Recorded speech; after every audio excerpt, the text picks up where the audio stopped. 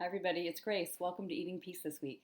So, coming out of the 3-day Eating Peace retreat, wow, there's nothing like being in the presence of inquirers, people really, really interested in understanding their own psyche and their mind and their emotions, understanding why they eat. I feel very inspired by that. And I wanted to share something that used to be an experience I had that I know many, many people have when it comes to any kind of compulsive activity, and that is shame.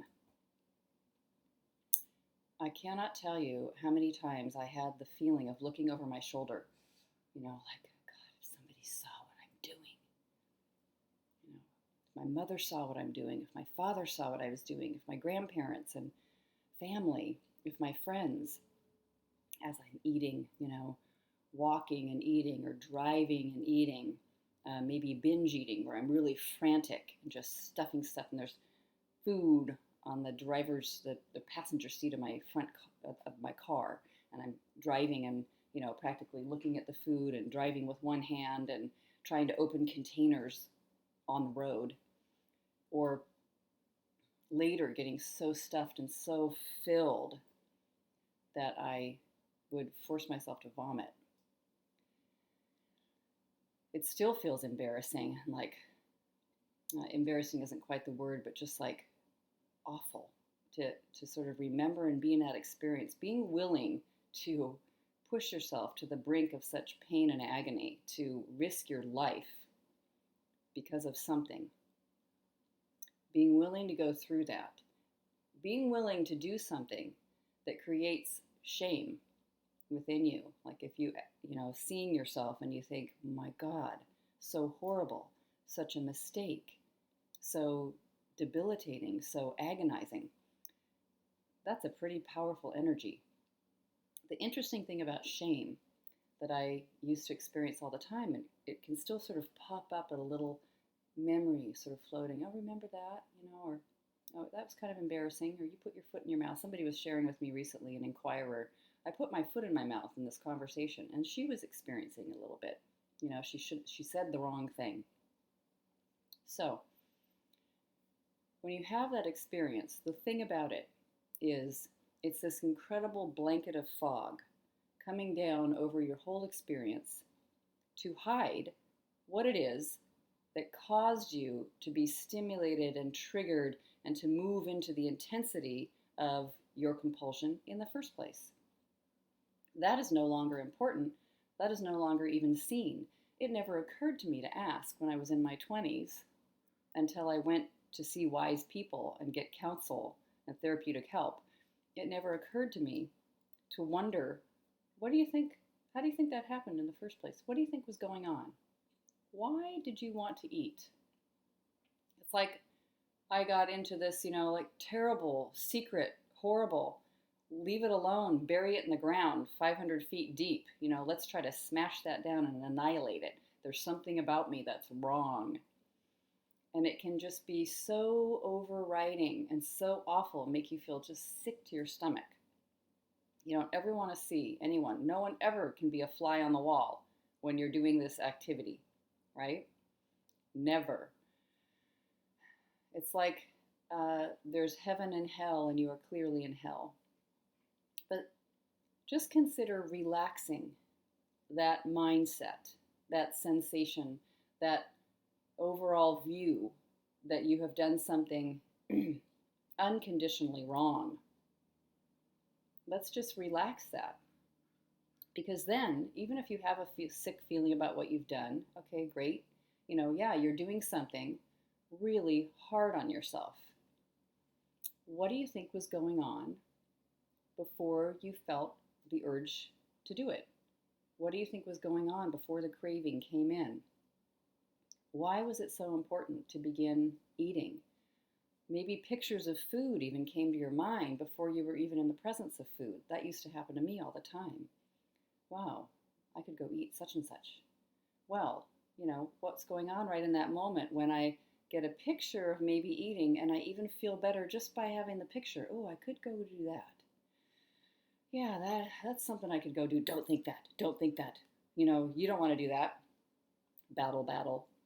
But if you just begin to wonder, now why would I have that picture or that urge or that beginning, beginning of the volume getting turned up on a craving or my compulsion? For what reason, perhaps, did that enter my mind and my consciousness at this moment? Perhaps there was some part of me that wanted relief. If you're eating for emotional reasons, compulsively acting for emotional reasons, some part of you wants relief, freedom, comfort, sweetness, relaxation. Perhaps you feel incredibly powerless. Powerlessness is so often a driver of compulsion. I have no choice. There's no way to get out of this. I have to do XYZ. Sometimes I used to feel this way.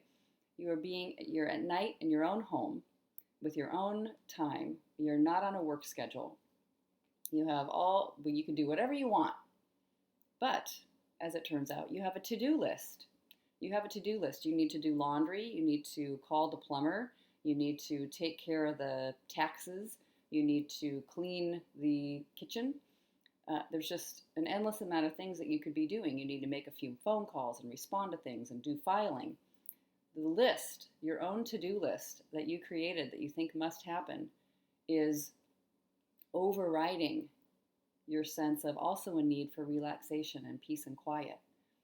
So you are, even on your own time, in your own life, you have pressure coming in your own psyche about what you should be doing and what you're not.